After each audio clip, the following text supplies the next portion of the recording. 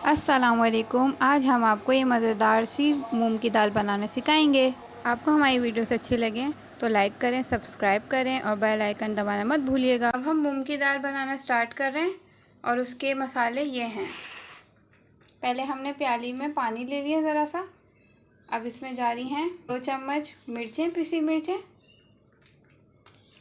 2 चम्मच धनिया और आधा चम्मच हल्दी। अब इसको मिक्स करेंगे। हमने घी लिया है, 1 खाना पकाने वाला चम्मच घी, काली मिर्चें और बड़ी इलायची, ज़ीरा, काली मिर्च, बड़ी इलायची। वही जो हमने अपना मसाला का पेस्ट बनाया था ये जाएगा। अब ये टमाटर जा रहे हैं और हरी मिर्चें कटी हुई।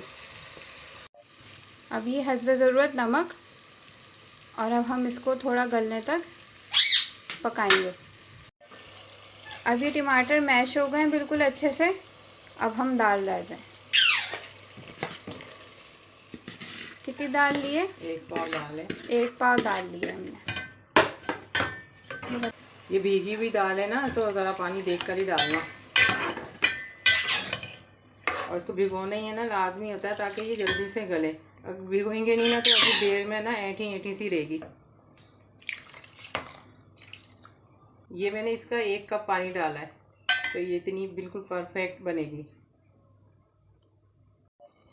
ये देखें, अब दाल ना इतनी थोड़ा सा इस तरीके से लिक्विड में होगी तो फिर हम इसको दम पे रख देंगे। हरा धनिया डालेंगे और गरम मसाला डालेंगे इसके ऊपर। पिसा हुआ गरम मसाला इस पर डाल देंगे तो इसकी खुशबू अच्छी आती है। अब ये हमारी दाल जो है ये दम हो गई, देख लें कैसी बनी है। ये रेडी हो गई। ये रेसिपी स्पेशली शेरोज़ के लिए है, उसकी फेवरेट दाल। आप भी बनाएं और ट्राई करें। अच्छी लगे तो लाइक कमेंट करें और सब्सक्राइब करना मत भूलिएगा। अल्लाह हाफिज़। चलें अब मैं ये टेस्ट करके बताती हूँ कैसी लग रही है। ये मेरे बेटे को बहुत पसंद है। उसके साथ ये सारे लम्हाज़ भी लाजमी हो।